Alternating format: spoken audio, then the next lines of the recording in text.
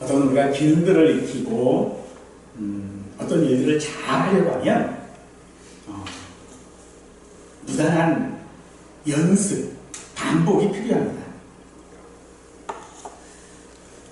우리가 피아노 같은 것들을 처음 이렇게 배우는 사람들을 보면요, 처음에 이거를 칠 때에 손가락 하나하나 위치나 이런 것들을 의식하면서 건반을 치게 되죠. 박자를 세도해야 하고요, 음표를 확인해야 하고, 또 손 모양도 봐야 돼요. 그 모든 것들이 배울 때는 항상 의도적이고 의식적이어야 배울 수 있는 것입니다. 의도적이고 무의식적인 배움은 사실 무척 고단한 과정일 수밖에 없습니다. 이런 과정들을 수백 번, 수천 번 반복하면 어느 순간 그것이 손가락에 익숙하게 되어지죠. 그래서 악보를 보는 눈보다도 손가락이 먼저 반응하는 것들을 보게 되어집니다. 어떤 일들이 내 몸에 딱 익히고 나면은 내가 어떤 의도하지 않아도 어떤 일이 발생되면 그냥 자동적으로 그렇게 움직이게 되어지죠. 의식하지 않아도 됩니다. 의도적이지 않아도 되어지죠. 그래서 의식적인 그런 노력이 실력과 역량으로 전환되어져 버립니다.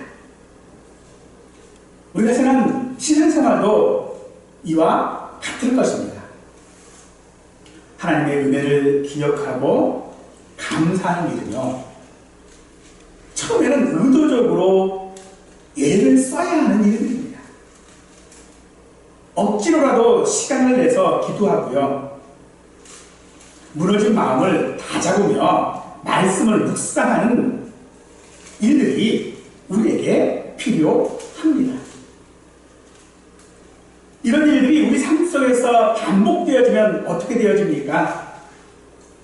내 삶 가운데 어떤 거센 풍랑들을, 위기들을 만났을 때 우리는 당황하지 않고요, 마치 본능처럼 하나님을 향하여 무릎을 꿇는 기도하는 사람이 된다는 것입니다. 오늘 우리가 읽은 시편 48편의 결론은 바로 이런 신앙의 훈련의 결과가 무엇인지를 우리에게 잘 보여주고 있습니다. 사실 우리의 본능이라고 하는 것은요, 하나님을 거역하는 것입니다. 그래서 오늘 우리가 하나님을 거역하지 않고 그 말씀에 순종하기 위해서는 우리의 본능을 이길 수 있는 의도적인 노력이 필요하다는 것입니다. 오늘 본문은요, 겉으로 보기에는 시온성의 아름다움, 시온성은 예루살렘 성을 말합니다. 그 시온성의 아름다움과 견고함을 찬양하는 것 같은 노래이지만,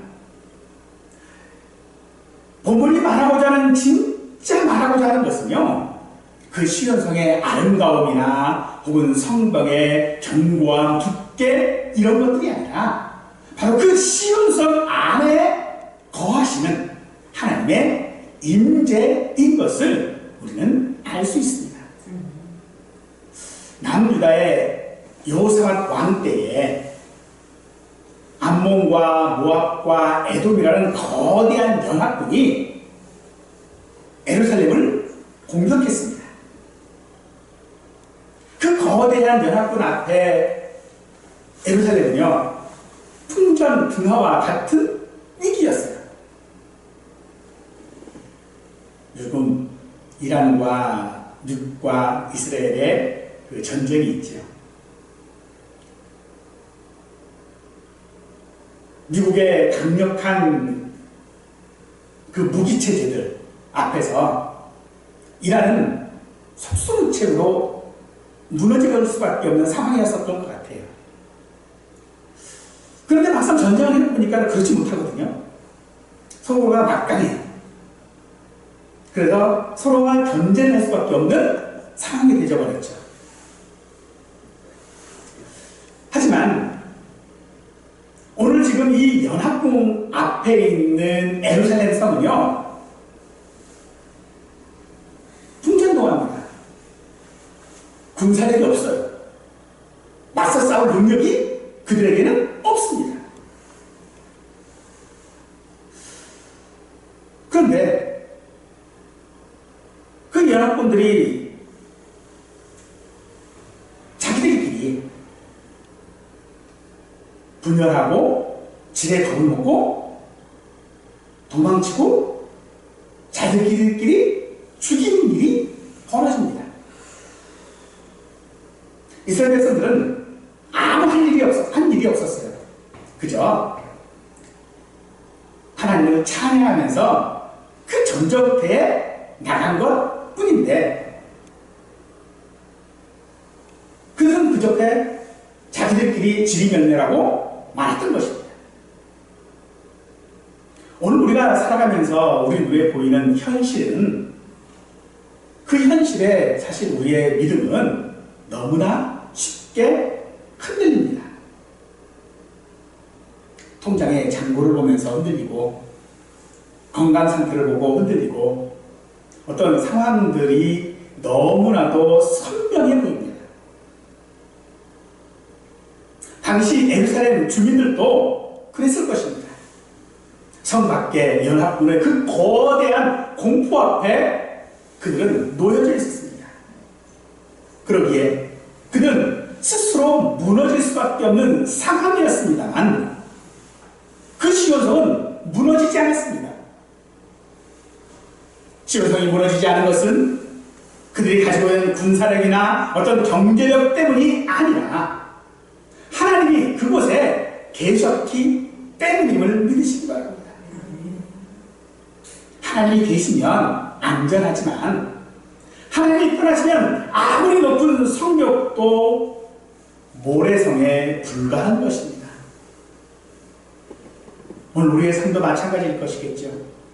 오늘 우리의 삶이 마치 무너지는 것처럼 보일 수 있을지라도 그 안에 하나님의 임재가 계시다면 무너지지 않습니다. 하지만 무너지지 않을 것처럼 견고한 성읍이라 할지라도, 견고한 모든 것들을 내가 갖췄다 할지라도 거기 하나님이 계시지 않으면요, 그것은 언제 무너질지 모르는 모래성에 불과한 것인 줄 믿으십시오. 오늘 우리가 본문을 통해서 그래서 확인해야 하는 것은요, 지금 내 삶의 상황과 현실 같은 그런 돌로 쌓은 성벽이 아닙니다.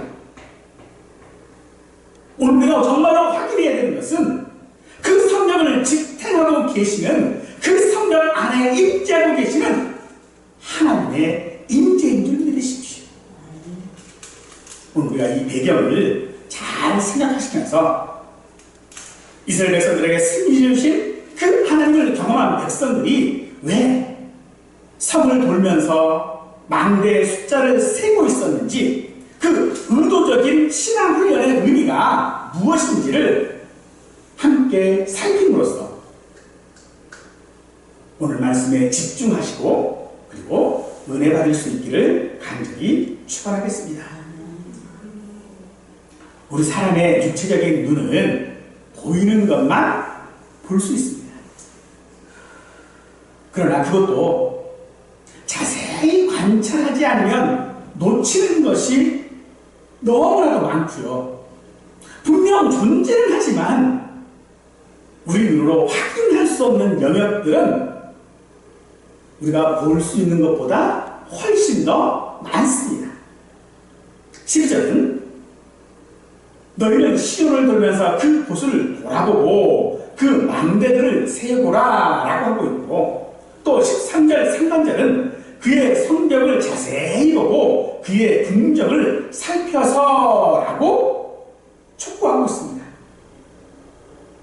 여기서 지금 돌면서 돌아보고 세어보고 자세히 보고 살피라고 말하고 있죠. 즉 이것은 우리의 눈으로 보라는 겁니다. 자세히 확인하라는 겁니다. 전쟁이 지나간 그 자리, 연합군들의 그 맹렬했던 그 위험이 빠져나간 뒤에 백성들에게 시온성을 돌아보고 세어보고 자세히 보고 살피라고 하고 있는 것입니다. 전쟁이 지나간 자리 어떨까요? 그 상인들은 처참할 수밖에 없습니다.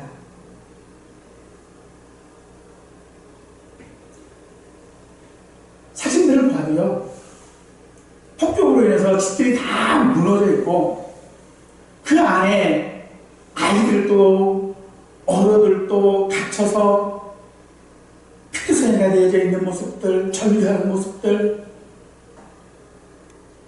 그 모습들을 정말로 처참할 수밖에 없지요. 어쩌면 우리 삶도 마찬가지 아니겠습니까?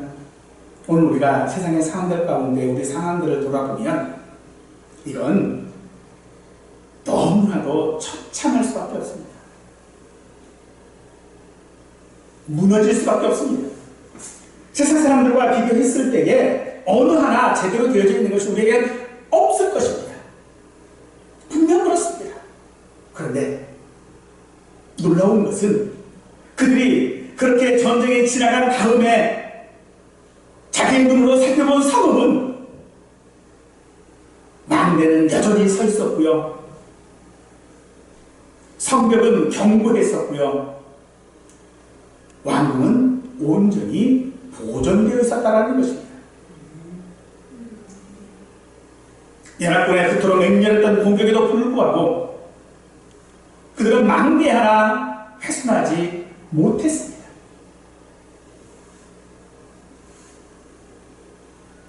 이것이 하나님이 그들과 함께 하셨다는 증거인 것처럼 오늘 내 삶 가운데 있는 망대와 성벽과 궁궐을 살펴보십시오. 그 어느 것 하나 망가지고 훼손된 것이 있는지 하나님 내 안에 계시면 결코 무너지지 않는 줄 믿으십시오. 하나님께서 친히 하나님의 백성들을 지키신 그 명백한 증거들을 우리는 발견해 볼 수 있습니다.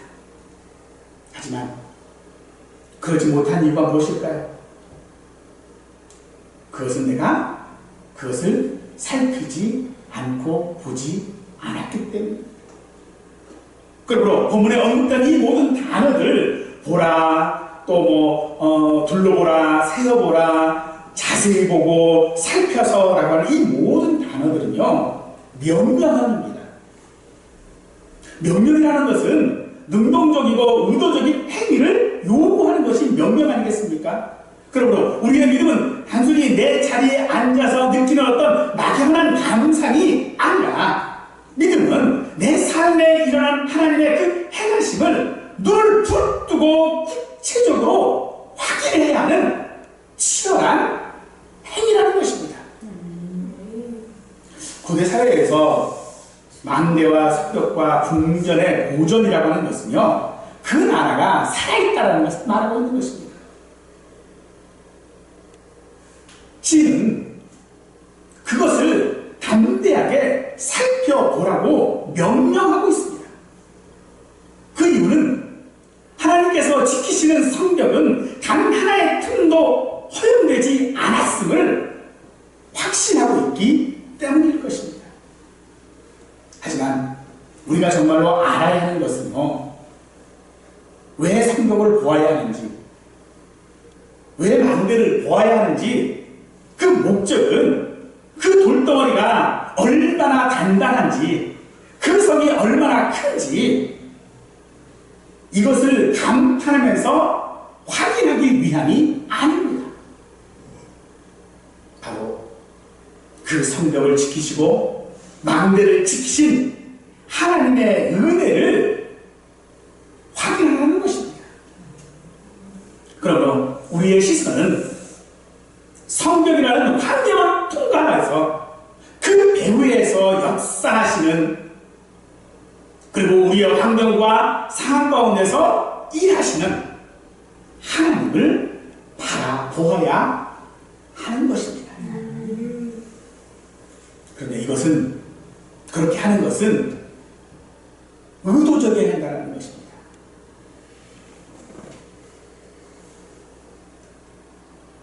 어떤 기능을 연습하는 것과 같은 원리인 것입니다.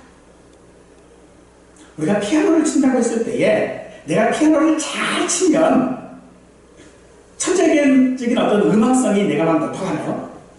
사실 그렇지 못해요.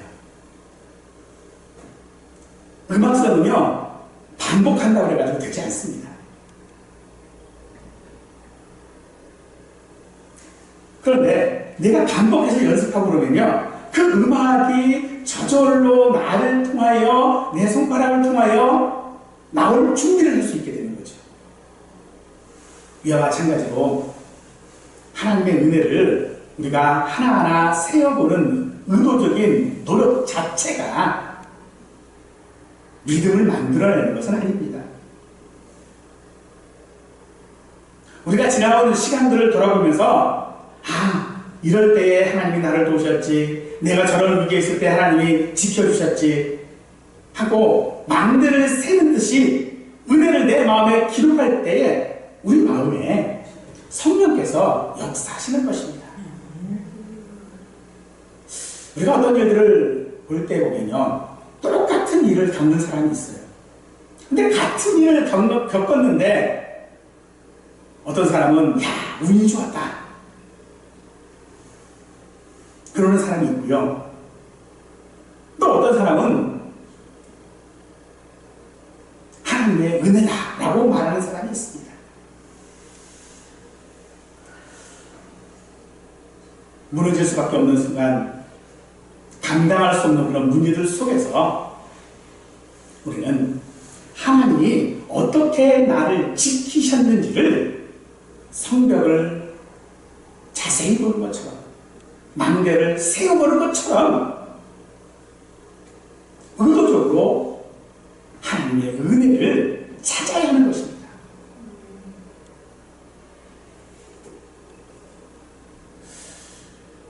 그렇게 하나님이 내게 행하신 일들을 우리가 자세히 찾아보고 자세히 보았다면 그 다음 단계가 무엇이냐면, 그것은 그 결과가 무엇인지를 입으로 고백하는 것, 즉 말하는 것입니다. 그래서 13절 하반절은 후대에 전하라 라고 하고 있습니다. 우리가 어떤 말을 한다라고 했을 때에 그 말하는 사람이 확신이 있어야 듣는 사람이 믿게 되죠. 확신이 없이 얘기를 하면 듣는 사람은 신뢰를 할 수 없지요. 그런데 우리는 어떻게 확신 있게 말할 수 있을까요? 그건 확인해야 돼요. 내가 확인하고 또 확인해야 돼요. 그래야 확신 있게 말할 수 있어요. 내가 확인이 안 되면 사실은 확신 있게 말할 수 없겠죠. 그렇기 때문에 우리는 어떤 것을 말하려고 하면 자세히 살펴보아야 하는 것입니다. 그래서 이 자세히 살피는 것은 그저 시각적인 확인을 넘어서 진지하게 관심을 갖고 또 깊은 애착을 기울여야 하는 것입니다. 우리가 내가 좋아하고 내가 사랑하고 내가 아끼는 것을 볼 때 내 눈빛과 내가 혐오하고 싫어하고 하는 것을 바라볼 때의 내 눈빛은요, 다를 수밖에 없지요. 하나님께서 우리의 삶을 지탱하시고 우리의 삶을 지키실 때에 어떻게 대하시는지를 우리는 애착을 가지고 관심을 가지고 바라보아야 합니다. 그래야 우리는 제대로 말하고 전달할 수 있는 것입니다. 그런데 여기서 전하라라고 하는 이 단어는요, 문법상 미완료형입니다. 완성되지 않았다라는 거예요. 이것이 무엇을 말합니까? 이는 내가 말하고 전하는 행위가 단발성 어떤 이벤트로 끝나는 것이 아니라 시간상 대를 이어서 지속적으로 반복되어야 하는 것이다 라고 하는 것을 말하고 있는 것이고, 또 우리가 전한다라고 하는 것은 어느 세대도 어떤 사람도 이 전하는 일에 있어서는 완성할 수 없다는 말입니다. 즉 우리가 전하는 데 있어서 내가 한 번 말했어요. 혹은 내가 한 10번 말했어요. 그럼 그걸로 끝? 아니라는 겁니다. 말하고 전한다는 것은요, 끝이 없어요. 완성이 없다는 겁니다. 계속해서 해야 될 일이라는 것입니다.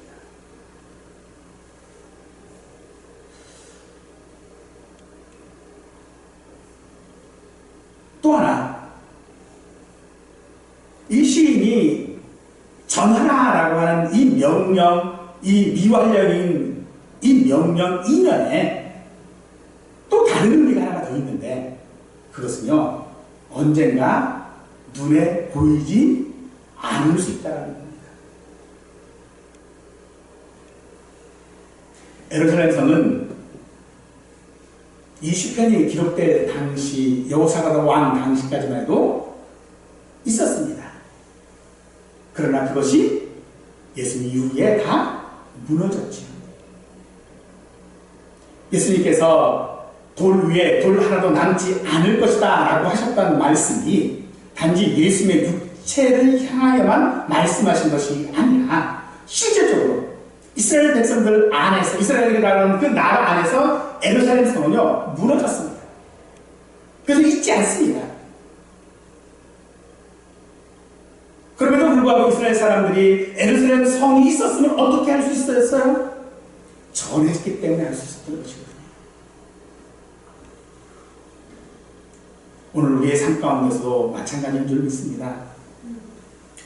우리의 삶은 분명 언젠가 무너질 수 있습니다. 아니, 무너진 것처럼 보일 수 있습니다. 아니, 오히려 우리의 육체적인 어떤 일들은요, 무너질 수 있습니다. 그런데도 우리가 전해야 될 말이 있지요. 무엇입니까? 하나님의 은혜인 것입니다. 하나님께서 이전에 나를 지키시고 나와 함께 하셨다고 하는 그 은혜가 내게 있을 때에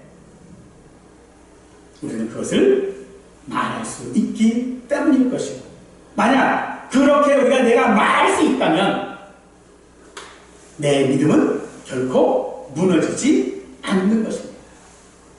이 사실들을 프랑스 위구노들이 잘 보여주었어요. 프랑스의 위구노라고 하는 사람들은 프랑스에 있는 개신교 사람들을 말합니다. 예전에 천주교를 믿는 사람들 말고 예수 그리스도에 대한 개신교를 믿는 사람들을 위구노라고 얘기를 하는데, 그들은 약 한 100여 년 정도 핍박을 받았어요. 공식적으로 나라에서 이 개신교 사람들을 잡아 죽였어요. 심지어 군사를 동원해서 전쟁을 일으켜 죽였습니다.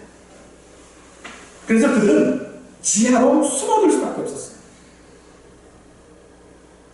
그런데 그것이 단지 몇 년이 아니라 장작 100년 동안 그랬어요. 100년이면 몇 세대가 살아가죠? 적어도 3세대는 살아갈 수 있어요. 3세대 동안에 이 위고노가 무너지지 않았던 이유가 무엇입니까? 그들이 하나님의 은혜를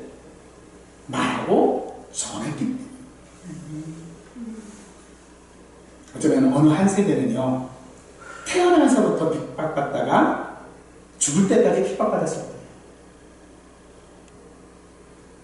그럼에도 불구하고 그들은 무너지지 않았던 이유가 무엇입니까? 하나님이 그들과 함께 하셨기 때문일 것입니다. 그렇다면 오늘 우리에게도 마찬가지 아닐까요? 오늘 우리의 삶 가운데에 프랑스 유군어처럼 핍박받는 일들은 우리에게 있지 않지만은, 아니 오히려 그보다도 훨씬 못한 유혹들이 우리에게 있는데 우리는 어쩌면 그 유혹들에도 무너지고 있는 것은 아닙니까? 왜 우리는 그런 유혹 가운데서 무너질 수밖에 없습니까? 내가 전하지 않았기 때문입니다. 내가 말하지 않았기 때문입니다. 왜 우리가 전하고 말하지 않았습니까? 자세히 보지 않았거든요. 망대를 세워보지 않았습니다. 살피지 않았습니다. 그러기에 우리의 신앙이 무너질 수밖에 없었던 것이죠. 사랑하는 성도 여러분, 우리의 신앙이 무너지지 아니하도록 자세히 살필 수 있기를 바랍니다. 이것은 반복해야 되는 일입니다.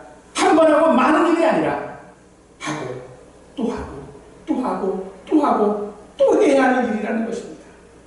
완성되지 않았습니다. 내가 삶이 마지막 되는 그날까지 반복하고 또 반복해야 되는 줄 믿으시기 바랍니다. 그러나 이 일은 누구 한 사람만의 일이 아닙니다. 어떤 재능을 가진 사람만의 몫이 아니라는 것입니다. 은혜를 경험한, 은혜를 아는 모든 성도가 해야 할 일인 것입니다. 그 일을 해나갈 때 있어서 그것은 우리가 빛을 갖는 일이기도 할 것입니다. 그런데 여기서 우리가 한 가지 주의해야 될 것이 있습니다. 그것은 내가 말하고 전하는 이 행위 자체가 목적이 되어서는 안 됩니다. 이것을 우리는 맹목적 열심이라고 말할 수 있을 것입니다. 열심히 전도하고 열심히 봉사하고 열심히 헌금도 하고 하지만 정작 내 삶의 모습이 그 고백과 불일치한다면 그것은 맹목적인 열심인 것이고, 그 열심을 보는 사람은요 세상에서 가장 불쌍한 사람일 수밖에 없습니다. 마치 초상집에 가서 시리컨국하고 누가 죽었어? 라고 묻는 것과 같은 것입니다. 우리가 전도하는 것이 목적이 아닙니다. 하나님의 은혜였다라고 말하는 것이 목적이 아닙니다. 그것이 목적이 되어버리는 순간 우리는 무너질 수밖에 없는 것입니다. 그러므로 우리의 이 열심이, 우리가 그렇게 말하고 전하고 하는 이 모든 일들이 하나님을 향하여야 한다는 것입니다. 여러분들 이단들을 보시지요. 이단들이 얼마나 열심히 있습니까? 그들이 얼마나 철저하게 헌신하고 있습니까? 그들이 얼마나 강도 높은 훈련을 하고 있습니다. 하지만 그들의 모든 그런 열심은 하나님이 아니라 교주나 조직에게로 돌아갑니다. 그래서 그들의 그 열심은, 그들의 그 의도된 그런 행동들은 오히려 자기 자신을 파괴할 뿐인 것이죠. 그러므로 로마서 10장 2절 말씀은 우리에게 그들이 하나님께 열심히 있으나 올바른 지식을 따른 것이 아니다 라고 하시는 것입니다. 우리가 열심을 내되 그 열심이 하나님의 아는 지식을 따라가야 한다는 것입니다. 그래서 우리는 늘 내가 하는 모든 행동들, 모든 일들에 끊임없이 의도적으로 내가 이것을 왜 하는가? 무엇 때문에 하는가? 그것이 나를 향한 것이라면 그것은 무너질 것입니다. 하지만 하나님을 향하는 것이라면 결코 그것이 아무리 작은 것이라 할지라도 무너지지 않습니다.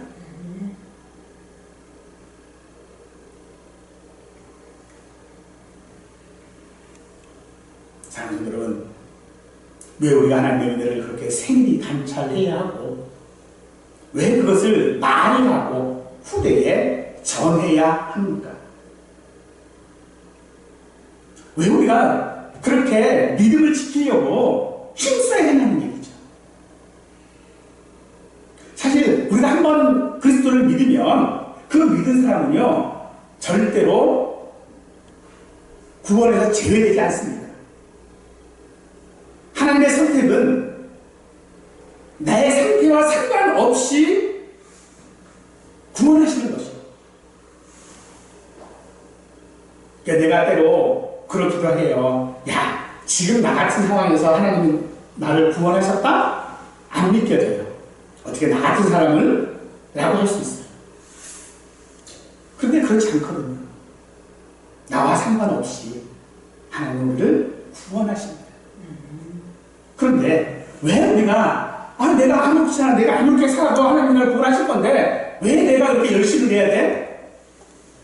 믿기로 작정된 사람은 언젠가 믿을 건데 왜 내가 그들에게 전도해야 돼? 그런 의문이 우리에게 있을 수 있겠죠. 그래서 14절을 바로 왜 그래야 하는지를 우리에게 말하고 있습니다. 14절의 시작은 우리말 성경에는 사실 번역되지 않았어요. 그런데 14절의 시작은요, 왜냐하면 이라고 하는 접속사로 시작합니다. 의도적으로 확인하고, 의도적으로 공부도 하고, 의도적으로 암송도 하고, 의도적으로 성경을 읽고 말하고 전하는 이유가 무엇이냐? 왜냐하면 왜 우리가 그 모든 훈련들을, 그 모든 일들을 멈추지 않고 지속적으로 해야 하는가? 하는 그 이유, 그 이유가 무엇인지 14절에 우리에게 이렇게 말씀하고 있습니다. 이 하나님은 영원히 우리 하나님이시니 그가 우리를 죽을 때까지 인도하시리로다 하기 때문에 우리는 이 일을 의도적으로 계속해야 하는 것입니다. 여기서 말하는 죽을 때까지로 번역된 이 단어는요, 본래 무엇무엇에 대항하여 라고 하는 그런 뜻입니다. 하나님의 인도는 우리가 이 세상에서 숨을 거두는 그 순간에 멈추는 것이 아니라 그 죽음이라는 거대한 장벽에 대항하여 그 너머 영원까지 우리를 인도하신다는 그런 말씀인 것입니다. 이 세계의 삶뿐만 아니라 죽음 이후의 영원한 세계까지 책임지시는 분이 바로 우리 하나님이시라는 것입니다. 그러기에 돌아보고 세어보고 살피는 이유는 이 세상에 혼란스럽고 공허한 어떤 신들이 아니라 하나님의 그 분명하고 구체적인 하나님, 그 하나님에 대한 은혜에 대한 인식을 가지고 있어야 된다는 것입니다. 이 하나님, 여기서 말하는 이 하나님, 어떤 하나님을 말하고 있습니까? 내가 만들어내는 거짓 신들, 세상 사람들이 만들어내는 우상들, 그런 하나님이 아닙니다. 이 하나님은 시온성을 지키신 하나님입니다. 이 하나님은 망대를 세워보라고 하신 하나님이십니다. 이 하나님은 성벽을 자세히 살피라고 하신 하나님이십니다. 이 하나님은 나를 구원하신 하나님이십니다. 이 하나님은 내게 은혜를 주신 하나님이시고, 이 하나님은 나와 함께 하시는 하나님이라는 것입니다.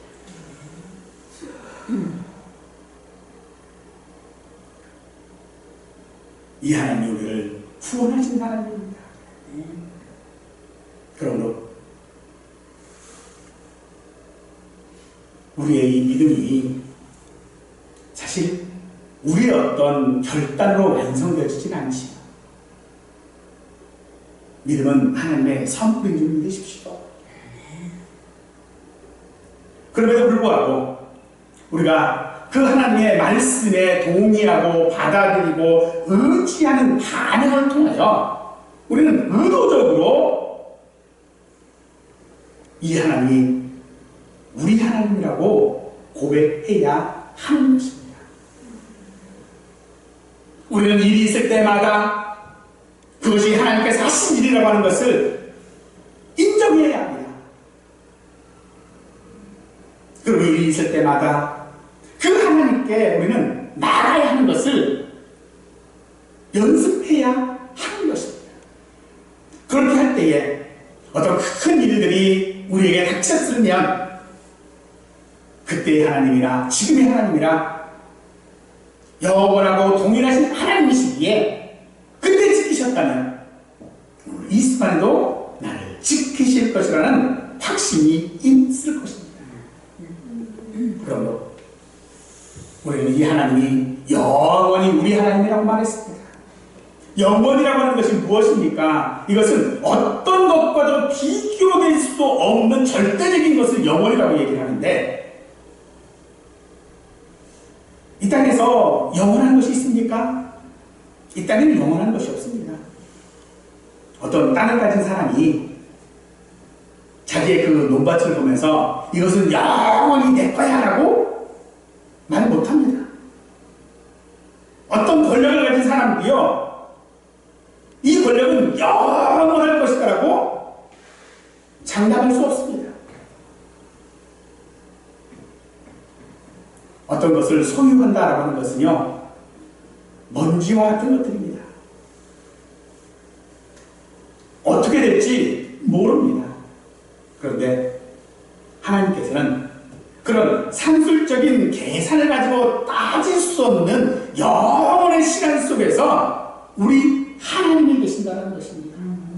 우리는 그 하나님의 소유된 백성이 된다는 것입니다. 100만 년이 지나고 1000만 년이 지나고 그 시간은 영원이라고 하는 것에 비하면 한 방울의 물보다도 적을 것입니다. 그 하나님이 내 하나님입니다. 그 하나님이 내 하나님이라면 그 감격을 내가 가지고 있다면 우리는 결코 잠잠하고 있을 수는 없을 것입니다. 금의 어떤 순도를 계산할 때에 물에다가 넣는 질량의 법칙을 만들어낸 사람이 있죠. 질량의 법칙을 발견한 사람 아르키미데스라고 하는 사람이 있어요. 그 사람이 그 질량의 법칙을 어떻게 발견했는지 아세요? 목욕하다가 발견했어요. 물에다가 욕조에다가 물을 쭉 채워놓고 자기가 속 들어가니까는요 물이 어떻게 돼버렸어요? 넘쳐버렸겠죠. 자기가 들어간 만큼 물이 빠져나갔어요.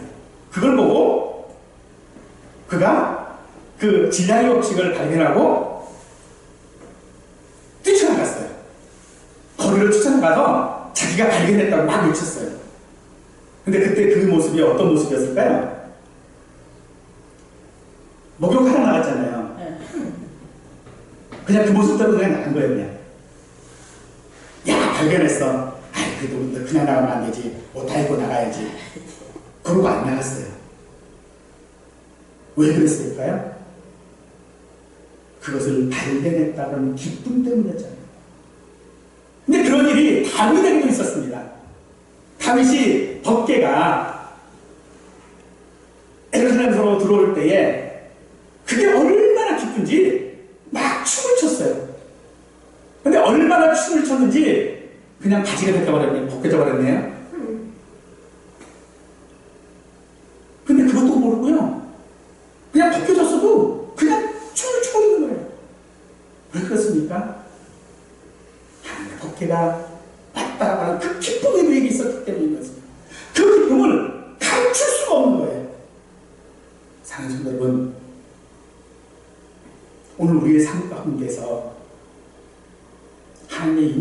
어떤 것입니까? 하나님의 은혜가 어떤 것입니까?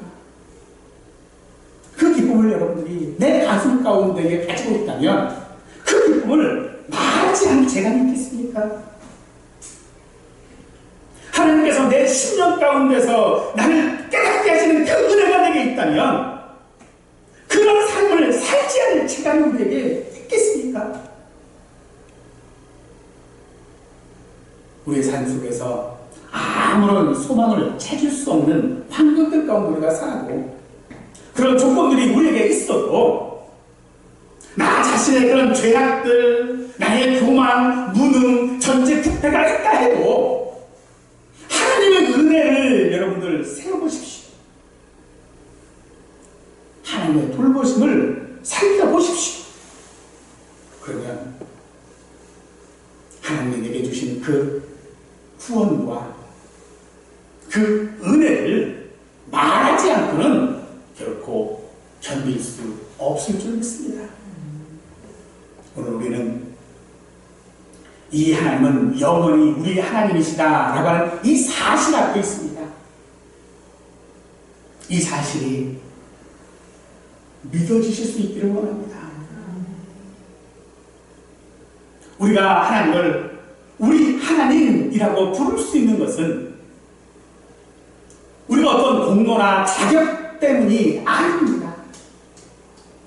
우리 하나님으로 부를 수 있는 것은요, 오직 하나님의 은혜로 말미암아 우리가 하나님의 소유가 되었다라고 하는 것을 말하는 것입니다. 하나님이 나에게 속한 것이 아니라 내가 하나님께 속해 있다는 것입니다. 그러므로 하나님이 내게 속한 것이 아니라 우리가 하나님께 속했다라고 하는 것은 모든 것의 전적인 주권이 하나님께 있다는 말입니다. 그러므로 이제부터 우리의 삶에서 하나님이 어떻게 행하셨는지를 구체적으로 보아야 합니다. 마치 망대의 숫자를 하나하나 세는 것처럼 성벽의 틈새들을 자세히 살피는 것처럼 우리 일상 속에 스며있는 하나님의 그 은혜의 흔적들을 찾아서 헤아려 보아야 할 것입니다. 그러기 위해 우리는 말씀을 펴서 읽으십시오. 그러기 위해 여러분 말씀을 암송해 보십시오. 그러기 위해 항상 기도하고 범사에 감사함으로 말미암아 하나님의 은혜를 말하는 자들이 되십시오. 하지만 그 모든 나의 행위에는 내 스스로의 믿음으로 만들어내는 몸부림이 아니라 성령께서 내 안에서 역사하시는 것인 줄 믿으시기 바랍니다. 그러고 말미암아 우리는 하나님 앞에서 내 확신이 아니라 하나님이 영원히 우리 하나님이시고 그 하나님이 어제나 오늘도 변치 않는 하나님이신 줄 우리는 깨닫게 될 것입니다. 그러므로 우리의 확신의 중심에는 히브리서 13장 8절 말씀이 있습니다. 예수 그리스도는 어제나 오늘이나 영원토록 동일하십니다. 어제나 오늘이나 영원토록 동일하신 주님이 나를 구원하셨고 이 하나님은 영원히 우리 하나님이십니다. 시온성을 지켰던 하나님, 지금 이 시간도 우리의 삶의 현장에서 동일한 능력과 영원한 은혜로 말미암아 나를 지키시는 줄 믿으시고 한 치 앞도 할 수 없는 불안한 세대 가운데 살아가고 있는 우리이지만은 하나님이 함께 하시면 우리 삶은 어제나 오늘이나 영원토록 동일한 줄 믿으십시오. 그리고 혹여 내 삶 가운데에 내 삶을 흔들리는 일이 있다 할지라도 내가 죽음의 문턱까지 찾아가는 일이 있다 할지라도 하나님이 나와 함께 하시고 하나님이 나를 구원하시는 그 일은 결코 취소되거나 하지 않는다는 것을 기억하시고 오늘 이 자리를 떠나서 우리의 삶의 자리로 돌아가실 때에 분명 이 한 가지로 우리는 분명 기억해야만 합니다. 이 하나님이 영원히 우리 하나님이십니다. 이 확신을 가지고 우리의 남은 생을 살아가는 우리 모두가 되시기를 간절히 축원하겠습니다.